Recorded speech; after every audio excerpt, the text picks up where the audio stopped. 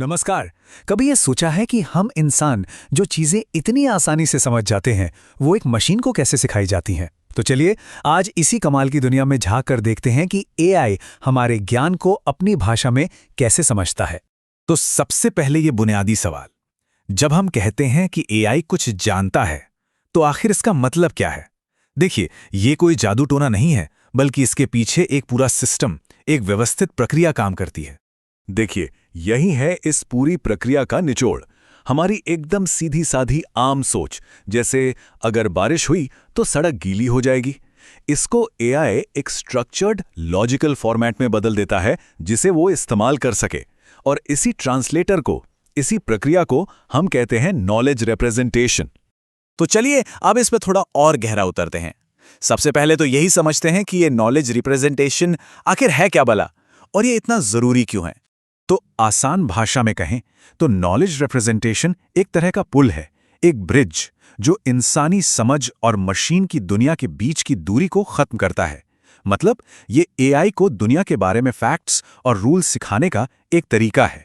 तो सवाल ये है कि ये इतना जरूरी क्यों है? इसके बिना क्या होगा? इसके बिना एआई बस डेटा का एक बहुत बड़ा ढेर है, उसमें कोई इंटेलिजेंस नहीं है।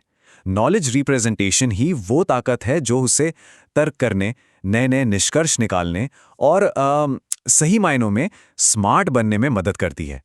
ठीक है, तो अब तक हमने समझा कि ये क्या है। अब आते हैं कैसे पर। तो ज्ञान को मशीन के लिए रिप्रेजेंट करने का सबसे सीधा साधा तरीका क्या है? वो है IF then रूल्स। ये जो सिंपल सा स्ट्रक्चर दिख रहा है ना, IF then, यही रूल बेस्ड एआई सिस्टम की बुनियाद है। सिंपल सा फंडा है। अगर कोई कंडीशन यानी शर्त पूरी होती है तो एक नतीजा यानी निष्कर्ष निकलता है।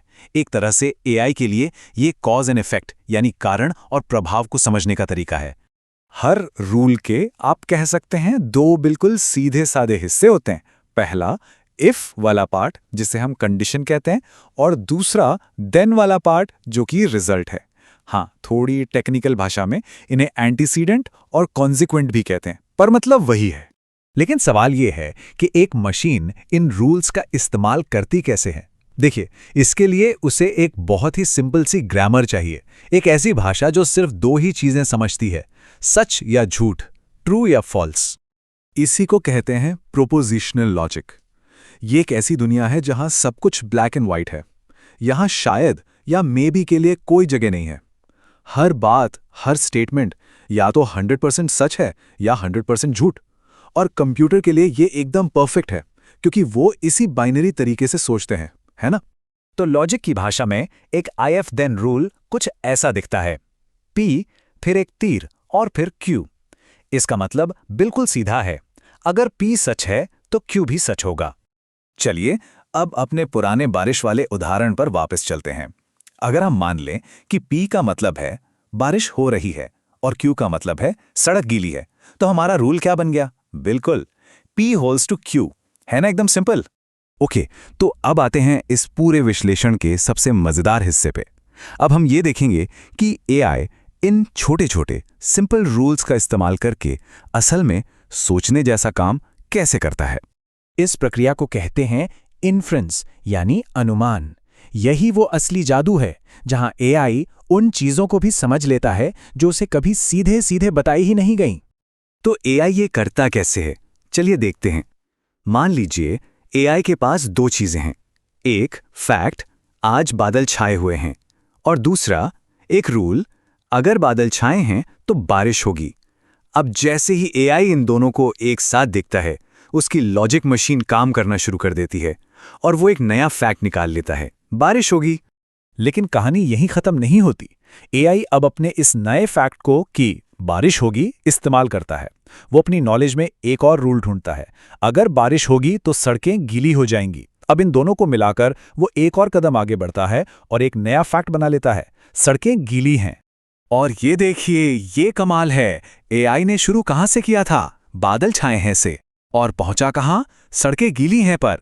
मतलब उसने एक बिल्कुल नया रूल खुद बना लिया। इसी प्रोसेस को फॉरवर्ड चेनिंग कहते हैं, क्योंकि ये फैक्ट से शुरू करके आगे निष्कर्ष की ओर बढ़ती है। तो ये सिस्टम है तो बहुत पावरफुल, लेकिन जाहिर है इसकी अपनी कुछ कमियां भी हैं। तो आइए जरा देखते हैं कि इस सिंपल लॉजिक के फायदे और नुकसान क्या हैं।